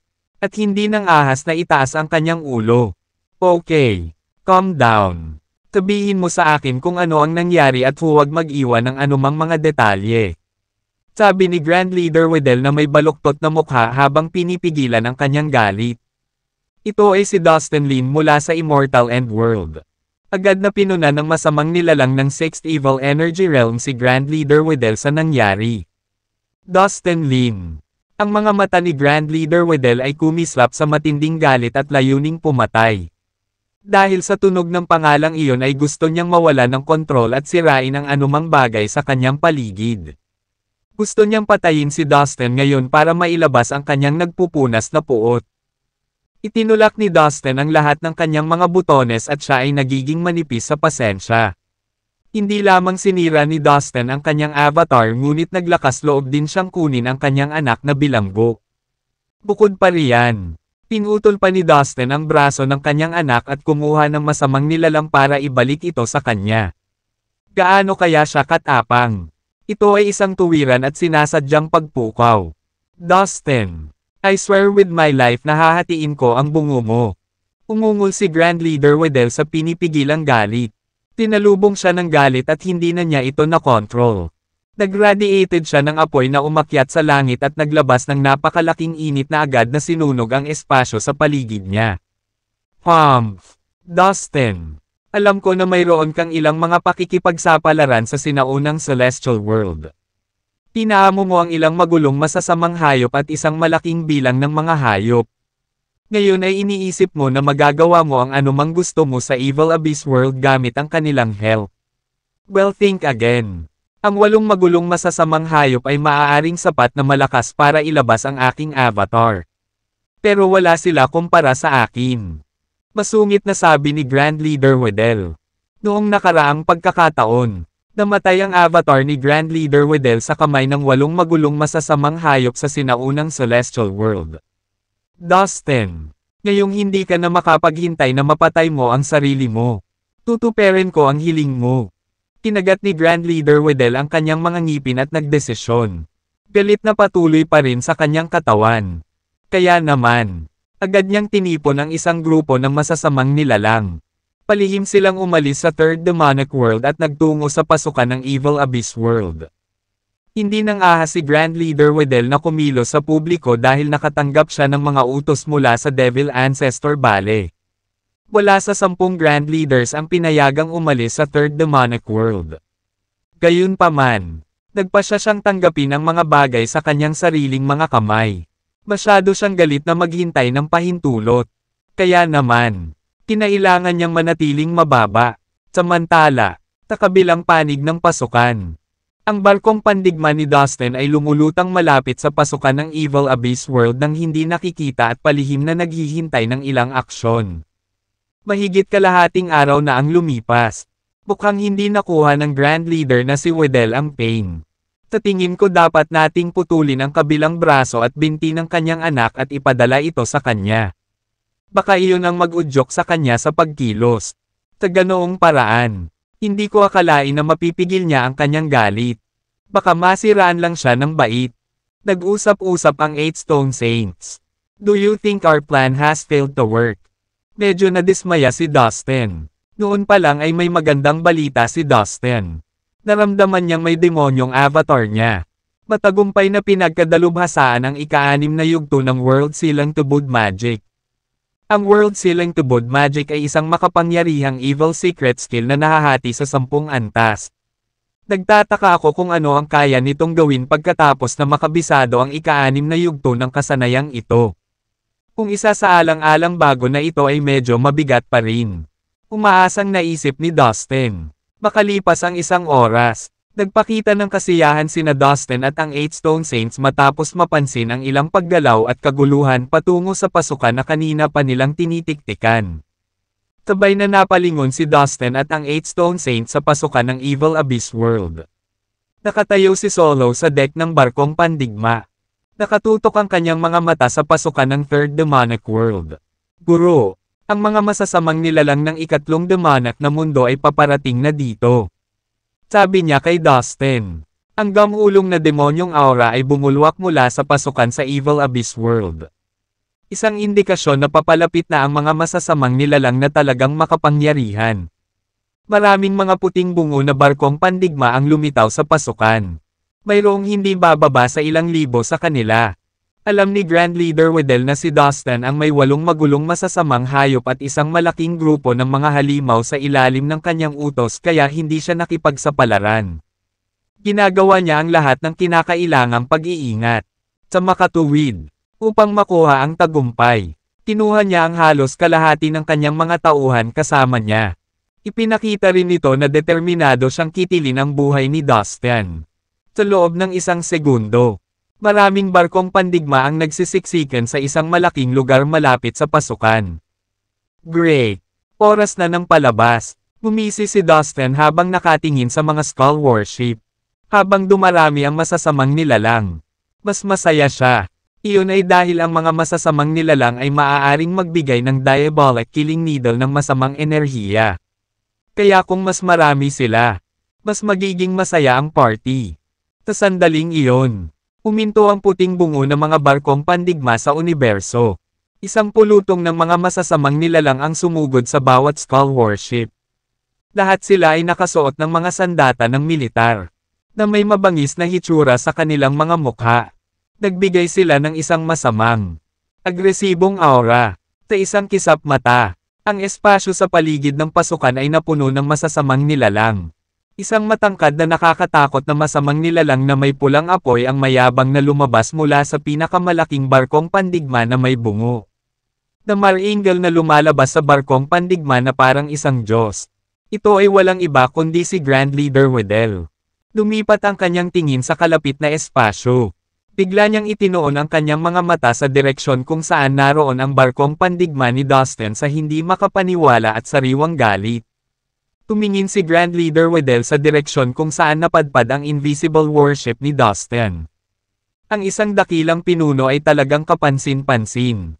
He spotted us so soon. Naisip ni Dustin sa sarili. Umahanga sa mga masasamang nilalang na kasalukuyang nakatingin sa kinaroroonan nila. Pagkatapos, unti-unting lumingon ang barkong pandigma, na nagpapakita ng sarili sa mata ng isang tao. Si Dustin at 8 Stone Saints ay nakatayo sa sasakyang dagat, na nanunuya sa masasamang nilalang na sumalubong sa kanilang mga pangitain. Dustin, ikaw pala. How dare you not run away and wait for me here? Pinaikit ni Grand Leader Wedel ang tingin kay Dustin. Ang kanyang matalas na mga mata ay puno ng sukdulang layunin ng pagpatay. Biglang, itim na alon tulad ng agos ng karagatan na palibutan ang espasyo sa paligid ng Dustin. Ang mga itim na ripple na ito, nagawa sa malalim na masamang batas, ay pinakawala ng walang iba kundi si Grand Leader Wedel mismo. Kung ibang nilalang ang nasa posisyon ni Dustin. Natakot na sila, lumuhod, at nagmamakaawa. Gayunpaman, labis na ikinagulat ni Grand Leader Wedel. Si Dustin ay mukhang kalmado at hindi nababahala. Nakatayo pa siya habang nakapulupot ang mga kamay sa likod niya. Nag-flash ng mapang asar na ikinagalit ng una. Tumakas ka. Ha? Bakit ko naman gagawin yun kung nandito ako para makaganti sa'yo? Huwag mo masyadong bigyan ang sarili mo ng credit. I am not afraid of you. Panunuyan ni Dustin na nakaukit pa rin sa mukha. Kahit nakaharap ang isang dakilang pinuno na maliwanag na banta. Hindi siya nagpakita ng anumang takot. Ikaw ay napakabata. Ngunit naabot mo na ang premium na yugto ng Immortal King Realm. Dapat mong ipagmalaki ang iyong sarili. Ngunit, kumpara sa akin, ikaw ay wala pa rin. Binata. Malapit mo nang bayaran ang iyong mga mapagmataas na pag-uugali. Dustin, sisiguraduhin kong magbabayad ka ng mabigat na presyo. Mariing inihayag ni Grand Leader Wedel. Nakatutok pa rin ang mga mata niya kay Dustin. Pagkasabi niyon, umakyat ang walang katapusang masamang aura at pinalibutan siya. Dahilan para manginig ang espasyo sa impact. Ang 8 Stone Saints ay tahimik na nakatayo sa tabi ni Dustin. Matamang pinagmamasdan ang mga pangyayari. Ang mga espiritu ng banal na bato ay ipinanganak mula sa mga kristal. Kaya, nagkaroon sila ng isang kalamangan. Mahusay silang itago ang kanilang lakas. Kapag nanatili silang walang emosyon. Mukha silang isang bato matigas at hindi kumikibo. Kaya naman hindi pinansin ni Grand Leader Wedel ang 8 Stone Saints. na nasa tabi lang ni Dustin. Oh, will you? Well, then try to surprise me if you can. Panunuya ni Dustin. Watch your language. Brat. How dare you show off in front of our grand leader? Dustin. I will get you. Ako rin. Walang pagdadalawang isip na sinugod ng dalawang galit na masasamang nilalang si Dustin. Sila ay nasa 8th Evil Energy Realm. Kaya sila ay lubos na kakilakilabot. Swoosh! Swoosh! Mula sa magkabilang gilid. Galit na galit silang lumapit kay Dustin. Tumingin si Grand Leader Wedel sa direksyon kung saan napadpad ang invisible warship ni Dustin. Splash! 12 ng maitim na kedena na bakal ang natanggal mula sa likod ng isang masamang nilalang. Na bumaril patungo sa Dustin. Samantala, ibinuka ng isa pang masamang nilalang ang kanyang bibig at iniluwa ang isang itim na 7 palapag na masamang tore. Na hindi nagtagal ay lumawak sa 100,000 talampakan ang haba. Ang hindi mabilang na masasamang nilalang sa loob ng tore ay sabay-sabay na umaawit. Na parang naglalagay ng sumpa kay Dustin. Alam na ang lakas ni Dustin ay maaaring kapantay sa kanila. Ginamit nila ang kanilang pinakamakapangyarihang magic treasures upang maghanda para sa pinakamasama. Gayunpaman, ang tila hindi nabigla na si Dustin ay walang pakialam na iniunat ang kanyang kanang kamay. Swish! Swish! Biglang 5 sword aura beam na may iba't ibang kulay ang nag-ripple at bumuo ng dagger na mahigit 100,000 talampakan. Kaagad, lumipad ito patungo sa mga itim na tanikala upang kontrahin ang pag-atake. Kumakapit, ang lahat ng itim na kedena ay madaling naputol sa kalahati na parang gawa sa papel. Bang! Ang 7 layer na masamang tore ay gumuho at kalaunan ay nagkapira-piraso. Bilang resulta, ang mga piraso ng bakal ay natapon sa lahat ng direksyon. Sa impact, napahiyaw sa sakit ang dalawang masasamang nilalang. Hindi lang ang mga sandata nila ang nilaslas, maging ang katawan nila ay putol-putol dahil sa aura ng talam. Muling iwinagayway ni Dustin ang kanyang manggas, at ipinadala ang lahat ng dugo at buto sa sikretong silid sa 9 na palapag ng Slave Tower. Samantala, ang diabolic killing needle marami sa nilalaman ni Dustin ay sumisipsip ng lahat ng dugo at buto. Pinatay sila ni Dustin sa isang galaw at isang wave lang ng kanyang kamay. Sa totoo lang, iyon ay mas kahanga-hanga. Nang malaman ito, ang lahat ng masasamang nilalang, na nakasaksi sa kanyang ginawa, ay tumahimik. Nagulat silang lahat sa matinding lakas ni Dustin. Pinaikit ni Grand Leader Wedel, na hindi gaanong humanga sa grupo. Ang kanyang mga mata, halatang medyo nagulat siya sa performance ni Dustin. Hindi ako makapaniwala na magkakaroon ng ganitong talento sa Immortal Endworld. Hindi ko kayang iligtas ang buhay niya. Napaisip si Grand Leader Wedel. Nakuha niya ang gayong nakakatakot na kapangyarihan sa kabila ng kanyang murang edad. Kung magiging mas makapangyarihan ang binatang ito, magiging panganib siya sa ating mundo. Iyan ay kawili-wili. Isang matandang masamang nilalang ang nagpalakpakan. Nakatayo siya sa tabi ni Grand Leader Wedel na tila sasabog na anumang minuto.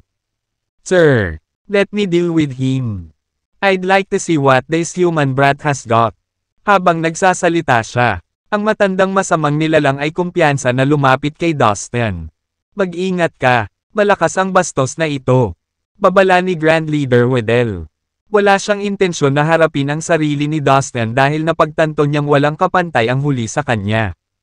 Ang talagang inaalala niya ay ang 8 magulong masasamang hayop na tapat sa binata. Kaya kahit hindi maikakailang talentado at malakas si Dustin, hindi siya sineryoso ni Grand Leader Wedel.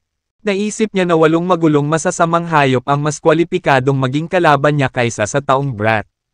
Huwag kang mag-alala, sir. Nasa premium stage pa lang siya ng Immortal King Realm. Marami akong napatay na cultivator na ka-level niya sa Immortal Endworld noong nakaraan. Pagmamayabang ng matandang masamang nilalang habang nakangiti ng marahas. Habang tinatahak niya ang daan patungo sa Dustin. Umalangaw-ngaw ang kanyang mga yabag. Dahil doon, nagsimulang manginig ng husto ang buong espasyo. Para bang isang higanteng halimaw ang pinalamutian ang universo sa presensya nito at dahan-daang bumababa sa lupa. Dustin, gusto mo bang tulungan ka namin? Tanong ni Asa, bagamat sa kaibuturan niya, alam niyang hindi na mangangailangan ng tulong ang binata. Salamat na lang. Sagot ni Dustin. Hindi umaalis ang mga mata sa nilalang na unti-unting lumalapit sa kanya. Lumapit sa kanya ang matandang masamang nilalang. Bagamat parang namamasyal, naabutan niya si Dustin sa isang iglap. Ilang sandali pa ay huminto na siya sa harap ni Dustin. Dustin, I'll give you a choice. Either I catch you myself, or you surrender. Pick one. Utos niya sa superior na tono habang matamang nakatingin kay Dustin. Siya ay nasa 9th Evil Energy Realm, na medyo mataas na kaharian. Gayunpaman, matagal na siyang natigil sa larangang ito. Gayunpaman, sa kanyang karanasan, maaari niyang talunin ang lahat ng iba pang masasamang nilalang sa kanyang antas. Bagamat napatay ni Dustin ang dalawang masasamang nilalang ng 8th Evil Energy Realm, hindi niya akalain na ang binatang ito ay maaaring maging banta sa kanya. Ikaw na matanda, lumaban ka kung gusto mo. Bakit mo sinasayang ang oras ko sa kalokohan? 2/3. Nanunuya si Dustin na may sumisigaw na gumagapang sa kanyang mga labi. Well, ang mga ignorante ay palaging walang takot. Binata, pagsisihan mo ito sa lalong madaling panahon. Tagot ng matandang masamang nilalang na may galit sa mukha. Sa sumunod na sandali, isang matinding masamang aura ang lumabas sa kanyang katawan na parang mga itim na haligi. Gumapang ito sa buong lugar. Dahilan para manginig ang buong espasyo. Patuloy na umiikot ang masamang aura sa buong lugar, na umagaw sa atensyon ng mga manunood sa paligid. Sa isang iglap, ang daan-daang milya sa paligid ng lugar ay natabunan ng makapal na itim na masamang aura. Kung saan ang nakakatakot na sigaw ng paghihirap at sakit ay umalangaw-ngaw. Bahagyang nataranta, nakataas ang kilay ni Dustin habang nakatitig sa makapal na masamang aura. Ang masamang aura ng mga masasamang nilalang ay katumbas ng mahalagang enerhiya ng mga nagsasaka ng tao. At ang isang ito, na inilabas ng matandang masamang nilalang, ay napakataas ng kalidad. Sa madaling salita, kung mas mataas ang kalidad ng masamang aura ng isang tao, mas malakas ang nilalang. Kaya, isa lamang ang ibig sabihin nito. Ang matandang masamang nilalang ay talagang isang mabangis at mapanganib na figure. Pumunta ka sa impyerno. Ang matandang masamang nilalang ay nakatayong tuwid na may pagmamalaki tulad ng isang hindi matitinag na bundok at tumingin sa labas na may galit at paghamak na parang isang pinuno na namumuno sa kanyang mga nasasakupan habang siya ay naglalabas ng malakas na masamang aura sa hangin. Sa isang malakas na dagandong, ang nagtataasang mga demonyong bundok ay lumitaw sa kawalan. At ang malawak na demonic na ilog ay nahulog mula sa Milky Way. Ang mga bundok at ilog ay nagsanib at bumuo ng isang maliit na mundo na sumugod patungo sa Dustin na parang isang bulkang sumasabog.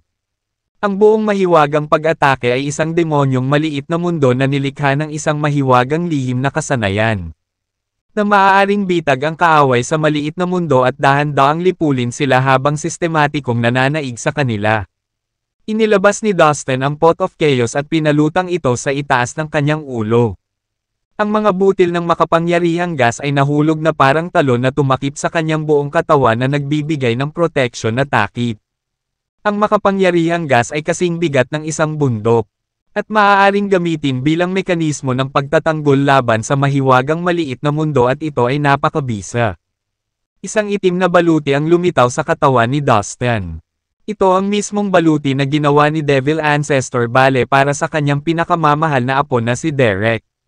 Kinuha ni Dustin ang armor bilang isang trepeyo nang tulungan siya ng pinuno ng hybrid na Titan race na makuha si Derek. Bang!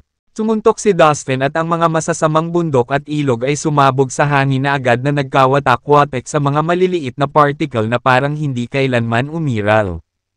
Ang hindi mabilang na divine ruling chain ay lumitaw ng wala sa oras at nakipag-ugnay sa isa't isa. At hindi nagtagal ay nakabuo ito ng isang malaking lambat. Sumipol sila habang umiikot sa katawan ni Dustin. Bush! Sa pagkislap ng pulang ilaw, isang malabong multo ng pulang demonyong daga ang lumitaw. Gumapang ito sa kawalan at mabilis na lumipad. Nakatayo ito sa mabituing langit sa di kalayuan habang pinagmamasdan ang magulong gulo. Nang maabot ang premium na yugto ng Immortal King Realm. Kasama ang kanyang malakas na pisikal na lakas.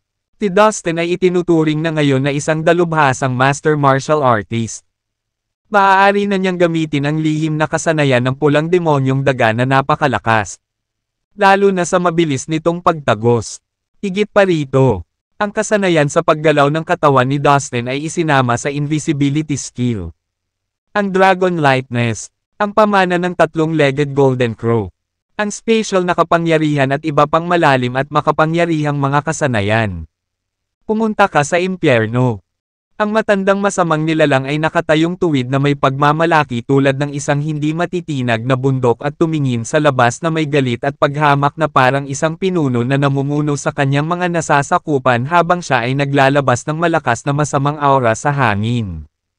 Sa makatuwid, ang kasanayan sa paggalaw ng katawan ni Dustin ay hindi kapani-pani walang maliksi at mabilis pagkatapos niyang gamitin ang lahat ng uri ng mga lihim na diskarte na nauugnay sa bilis. Siya ngayon ay napakabilis na maaari siyang lumitaw at mawala sa bilis ng kidlat. Na ginagawang imposibleng masubaybayan ang kanyang mga paggalaw. Mukhang kailangan ko pang mag-effort. Halatang minaliit ko ang brat na ito. Pumuso ang matandang masamang nilalang at malamig na tinitigan si Dustin. Hindi niya inaasahan na ang kanyang masamang maliit na mundo ay mabibigo ng labis sa paghuli kay Dustin. Mukhang dinala niya ang kanyang armature toy sword sa isang seryosong sword fight. Ang baluti na iyon ay kay Devil Ancestor Bale. Hindi pa nakikisali si Grand Leader Wedel sa labanan. Gayunpaman, laking gulat niya nang makita niya ang baluti na suot ni Dustin. Nanatili siyang nakatitig sa baluti sa katawan ni Dustin at hindi niya maintindihan kung paano ito nakuha ni Dustin. Nakilala niya na ang sandata ay ginawa ni Devil Ancestor Bale. Nagumugol ng maraming oras at lakas dito.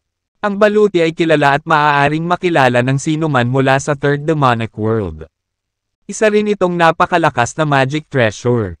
Ibinigay ni Devil Ancestor Bale ang baluti na ito sa kanyang apo, si Derek, para sa pagtatanggol sa sarili. Sa hindi inaasahan. Ngayon ay angkinan ito ni Dustin. Isa lang ang ibig sabihin yun. At mas masahol pa ito kaysa sa pinakamasamang sitwasyong naiisip niya.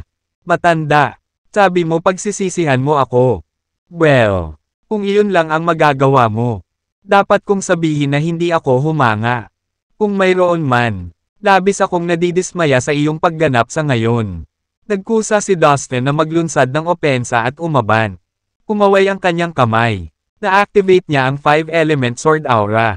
Ang bawat sword aura ay daan-daang libong talampakan ang taas. Na bumubuo. Isang hanay ng swordplay na napakabilis na sumugod na naglalayong sakalin ang matandang masamang nilalang. Takapangyarihan ng batas na pinagkadalubhasaan ni Dustin. Ang kanyang 5 elements dominant swordsmanship ay nakakatakot. Ito ay nilikha para sa isang layunin. Upang pumatay. At ito ay magaling dito. Ang 5 bangkos ng aura ng espada na may iba't ibang kulay ay may malaking kapangyarihan. Saan man sila pumunta, nagdulot sila ng malaking pagkawasak.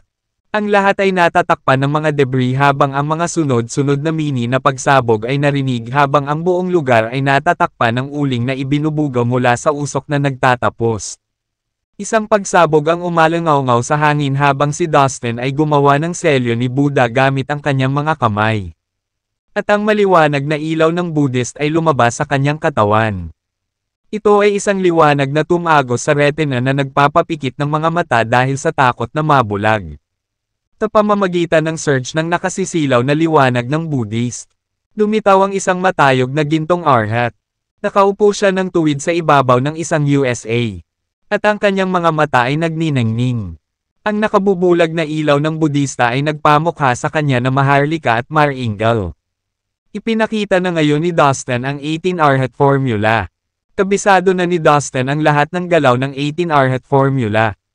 Boom! Ang maningning na gininto ang Arhat ay sumunod sa likod ng 5 aura ng espada at pareho silang sumugod sa matandang masamang nilalang na nag-iiwan ng alikabok sa kanilang likuran na parang isang stampede ng mga ligaw na antelope. Pinilit ng nagliliyab na liwanag ng Buddhist ang masamang aura na umatras. Ang omnipotent skill ng Buddhist ay tila may kakayahang pigilan ang masamang batas ng likas. Natuwa si Dustin nang mapagtanto niya ito. Nagdilim ang mukha ng matandang masamang nilalang. Ipinakita ni Dustin ang lahat ng uri ng lihim na kasanayan sa martial arts. Na ang bawat isa ay mas makapangyarihan sa bawat pagpapakita. Hindi na niya nakayanan ang mga ito ng madali. Pagkatapos bigkasan ng isang napakasinaunang magic spell. Inabot niya ang isang daliri at itinuro pasulong na parang ginagabayan ito patungo kay Dustin. Isang malademonyong fog ang bumagsak mula sa nakaunat na daliri at kumalat. Tinawi ang buong kalangitan. Takalaunan ay nilunod ang kalangitan na sumasaklaw sa layo na libo-libong milya. Brrr! Mula sa kailaliman ng hamog ay biglang nagsimulang kumalat ang isang bangkay na miasma. Isang malaking bagay ang lumabas dito. Ito ay may halimaw na parang panlabas na katawan at napakalakas. Iniunat nito ang malaking cyan claw at dinurog ang 5 aura ng espada na 100,000 talampakan. Iyan ang demonyong bangkay na hayop. Oo, talagang ipinatawag ang Diabolic Corpse Beast. Kahit na ito ay isang projection lamang ng isang Diabolic Corpse Beast. Ito ay lubhang nakakatakot pa rin. Maraming masasamang nilalang ang napasigaw sa gulat sa lugar. Lahat ng masasamang nilalang ay nakatingin sa dambuhalang halimaw na biglang sumulpat sa kanilang harapan. Natarante silang lahat dahil batid nila ang uri ng pagkasira at kaguluhan na maaaring idulot nito. Boom! Nanginginig ang mga bituin. Halos mahulog sa langit. Pagkatapos ay lumabas ang halimaw mula sa makapal na ulap at ipinakita ang tunay na mukha nito. Ito ay higit sa 100 talampakan ang taas. At natatakpan ng manipis na saya na kaliskis sa buong katawan nito. Na nagbigay ng malamig na kislap. Ito ay may katawan ng isang buwaya. At ang kanyang ulo ay natatakpan ng mahabang makapal na eskarlata na buhok na halos nakatikip sa kanyang buong mukha. Mayroon din itong 8 malalaking sungay sa likod nito. Na matutulis, mabangis at kakilakilabot. Mayroon itong malaking buntot sa likod.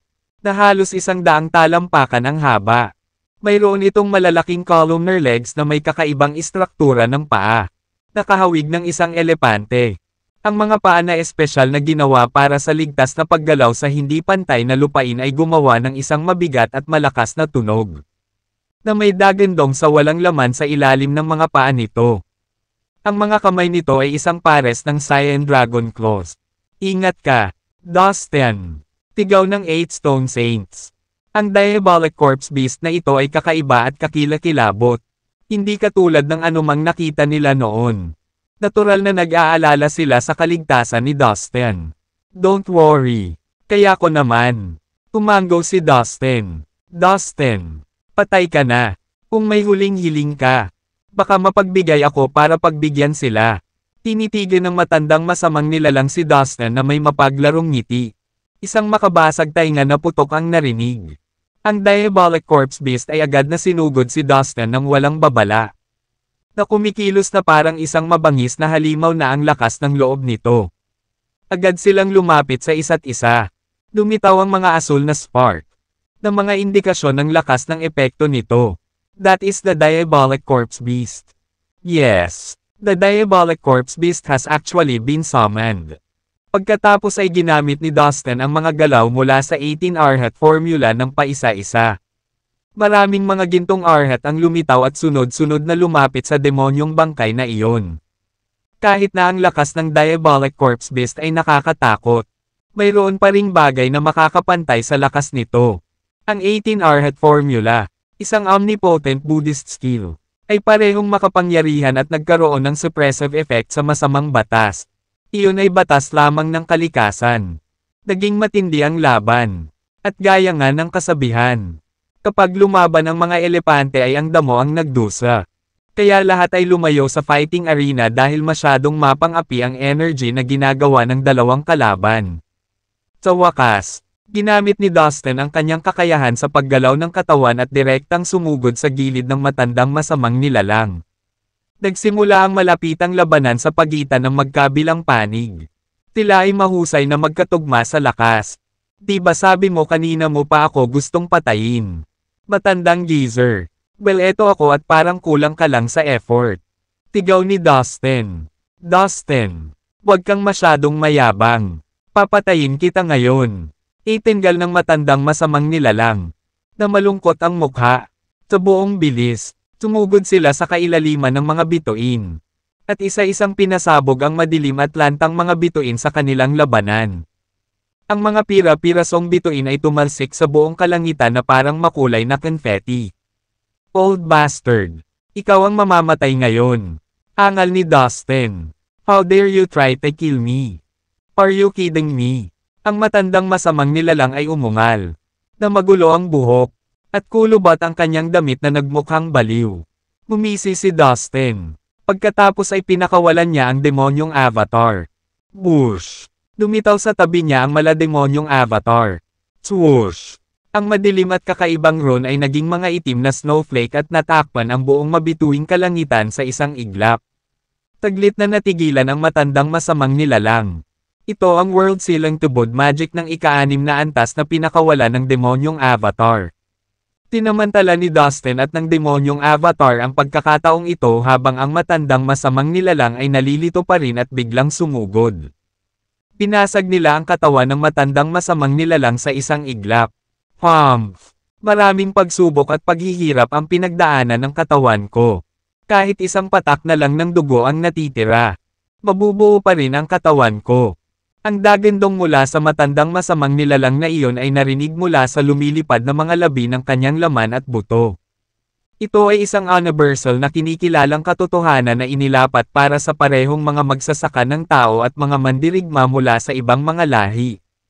Kung mas mataas ang antas ng mga nilalang, mas mahirap para sa kanila na patayin. Kung tungkol sa Dustin, ang matandang masamang nilalang na ito ay nasa antas ng 9th Evil Energy Realm at mayroon siyang nakakatakot na malakas na sigla. Hoy! Alam ko sa klase ng pag-atake na natanggap mo. Malamang ay makakaligtas ka pa. Pero sa ganito, wala ka ng pagkakataong buuin muli ang iyong katawan. Mumisi si Dustin. Gamit ang kanyang isip, nakipag-ugnayan siya sa kapangyarihan ng Diabolic Killing Needle mula sa Slave Tower. Ang Diabolic Killing Needle ay dapat na tahimik, nang walang anumang pagbabago sa enerhiya. Ito ay parang rebulto na parang ordinaryong bakal. Gayunpaman, sa sandaling mahawakan nito ang laman at buto na nalalabi ng matandang masamang nilalang na iyon. Agad itong na-activate. Swoosh! Ang malakas na puwersa ng pagsipsip na ginawa nito. Agad na hinigop ang lahat ng dugo, laman at buto sa paligid nito. Nuo! Ito ang banal na sandata ng ating mundo. Ang matandang masamang nilalang ay napasigaw sa takot. Dustin! Ang lakas ng loob mo! Samantala sa di kalayuan, pinagmamasdan ni Grand Leader Wedel ang lahat ng may matinding interes at hindi niya maiwasang mapalaki ang kanyang mga mata sa apoy ng galit. Ang matandang masamang nilalang ay ang kanyang may kakayahang subordinate at siya ay pinatay sa mismong harapan niya. Galit na galit si Grand Leader Wedel. Bang! Inilapat niya ang kanyang palad patungo kay Dustin mula sa malayo. Determinadong patayin si Dustin minsan at para sa lahat. Bang! Isang malademonyong palad ang lumapit kay Dustin. Ito ay naniningil patungo sa Dustin na may hindi kapani-pani walang lakas. Lahat ng nahawakan nito ay nabawasan ng wala. Kasama ng isang pagsabog. Masasabi ni Dustin na ito ay isang crisis. Masama ang pakiramdam niya. Biglang napagtanto ni Dustin na maaaring hindi siya sapat na makapangyarihan upang labanan ang isang dakilang pinuno ng Evil Abyss World. Ilipat. Nagpalitan ng tingin ang 8 Stone Saints bago lumipat. Bang! Bang! Bang! Sabay-sabay. Nag-charge ang 8 anino. Umuungol na mabangis. Tilang lahat ay tila hindi mapigilan at makapangyarihan. Ang 8 banal na bato ay may hawak na armas bawat isa. Alinman sa isang sibat, isang talam, isang taybak, o isang palakol, sa isang mabilis na paggalaw. Inatake nila si Grand Leader Wedel mula sa lahat ng direksyon. Kasabay nito, ipinatawag ni Dustin ang 4 na magulong masasamang hayop at higit sa 100 mga Supreme Grandmaster mula sa lahi ng insekto mula sa Slave Tower. Patayin siya. Tinuro ni Dustin si Grand Leader Wedel. Kaagad, Ang apat na magulong masasamang hayop at ang mga kataas-taasang Grandmaster ay sumugod kay Grand Leader Wedel. Naglunsad sila ng isang malakas na pag-atake ng sabay-sabay. Bastos ka! Galit at nabigla si Grand Leader Wedel sa biglaang pagsabog ng kapangyarihan. Akala niya ay mayroon lamang siyang 8 magulong masasamang hayop na haharapin bago sumiklab ang labanan. Hindi niya inaasahan na kailangan niyang labanan ang napakaraming malalakas na kaaway. Ang dosenang o higit pang mga Insect Supreme Grandmaster ay napakalakas. Napakatindi ng kanilang kapangyarihan lalo na nang lahat sila ay nagtutulungan sa pag-atake. Kasama ng lakas ng 8 Stone Saints at ng 4 na magulong masasamang hayop. Ang kapangyarihan ay nagparamdam sa Grand Leader na si Wedel na labis na nabigla at nabigla. Ilang segundo lang ay naging gulo na ang lahat. Nag-teleport si Dustin ng malaking hukbo ng insekto palabas ng Slave Tower. Sa ngayon, milyon-milyong insekto ang biglang lumutang kung saan-saan. Kabilang sa mga ito ay maingat na napiling mga piling sundalo mula sa lahi ng mga insekto. Napakaraming insekto na tila walang katapusan. Kinaweyan ni Dustin ang kanyang kamay. Patayin. Agad na sinugod at pinalibutan ng hukbo ng insekto ang mga tropa ni Grand Leader Wedel. Sa ilalim ng pagtuturo ni Dustin, isang malaking grupo ng makapangyarihang mga Insect Master ang pumunta sa pasukan ng Evil Abyss World. Nahamarang sa posibleng ruta ng pagtakas para sa mga masasamang nilalang. Ang layunin ni Dustin ay patayin ang lahat ng masasamang nilalang na naruroon. Boom! May labanan sa bawat sulok. Ang magkabilang panig ay may napakalaking hukbo. Bang! Isang malademonyong palad ang lumapit kay Dustin. Ito ay naniningil patungo sa Dustin na may hindi kapani-pani walang lakas. Lahat ng nahawakan nito ay nabawasan ng wala. Kasama ng isang pagsabog. Nagsisigawan ang lahat habang nakikipaglaban. Ang mga nilalang mula sa magkabilang panig ay pinapatay bawat segundo. Klang! Kasabay nito, sumugod si Dustin, ang demonyong avatar, at ang puppet na pumatay sa Diyos. Ang Diabolic Killing Needle ay lumulutang ng hindi halata sa ibabaw ng ulo ng demonyong avatar. Tahimik pa rin ang Diabolic Killing Needle at pansamantalang hindi ito magagamit ng demonyong avatar. Ang Divine Silkworm ay nasa kaliwang balikat ni Dustin habang ang maliit na Infinity Beast ay nasa kanyang kanang balikat. Swoosh! Ginamit ng demonyong avatar ang ika-6 na antas ng World Silang Tubod Magic nagsimulang kumalat ang mga itim na rune sa lahat ng direksyon at umabot ng libo-libong milya. Ang lahat ng masasamang nilalang sa loob ng hanay ay tinatakan. Kabilang ang mga masasamang nilalang sa 7th, 8th, at 9th Evil Energy Realm. Gayunpaman, kung mas malakas ang isang masamang nilalang, mas maikli ang oras na ito ay mananatiling selyado. Ang mga masasamang nilalang sa 8th at ang 9th Evil Energy Realm ay nasealed lamang sa humigit kumulang ika-10 ng isang segundo. Si Dustin, ang Demonic Avatar, ang God-Killing Puppet, ang Divine Silkworm, at ang maliit na Infinity Beast ay ginamit ang pagkakataong ito para sabay na umatake. Puff! Ang hindi mabilang na masasamang nilalang ay agad na nadodge, na naging walang iba kundi ang ambon ng dugo. Swoosh! Ang Diabolic Killing Needle na lumulutang sa itaas ng ulo ng demonyong avatar ay naglabas ng parang itim na butas na walang laman na lumamon sa lahat ng laman at dugo ng masasamang nilalang. Ang galing! Napasigaw si Dustin sa sarap habang patuloy na umaarangkada. Sa sandaling ito, puno siya ng lakas, handang lumaban at pumatay. Si Dustin ay parang isang makinang pangpamatay na sinisira ang sunod-sunod na masamang nilalang sa ganoong bilis. Walang iniwan si Dustin, lahat ng masasamang nilalang na kanyang nakalaban ay pinatay sa kanyang mga kamay. Kahit na ang mga masasamang nilalang sa 8th and the 9th Evil Energy Realm ay hindi makalaban sa kanyang pag-atake. Napakakilabot nito. Habang pinapanood nila ito, ang masasamang nilalang ay natakot. Natakot para sa kanilang buhay. Samantala, ang hukbo ng insekto, na binubuo ng milyon-milyong insekto, ay pinapatay din ang kanilang makatarungang bahagi ng masasamang nilalang. Napatay na nila ang isang malaking bahagi ng mga tropa ni Grand Leader Wedel. Hindi na kailangang sabihin. Ang mga masasamang nilalang ay natakot sa kanilang talino. Humph! Dustin! Pinatay mo na ang mga tauhan ko. Hindi na ako nagtitimpi. Mula sa malayo, puno ng galit ang mga mata ni Grand Leader Wedel. Gulat na gulat siya sa lahat ng nangyayari. Sa pagkakataong ito, pawang malalakas at sanay na sanay ang tropang dinala niya. Tinanay niya ang mga sundalong ito sa loob ng maraming taon. Gayunpaman, nagulat siya nang makitang natalo sila. Si Grand Leader Wedel ay namumula sa lubos na puot. Kasamaang palad, hindi siya pinayagan ng kanyang mga kalaban upang iligtas ang kanyang mga tauhan. Wala siyang magawa para tulungan sila. Mamatay. Nababaliw na si Grand Leader Wedel at nagpakawala ng kakilakilabot na magic energy. Haha, matandang lalaki. Huwag kang masyadong mayabang. Mamamatay ka ngayon.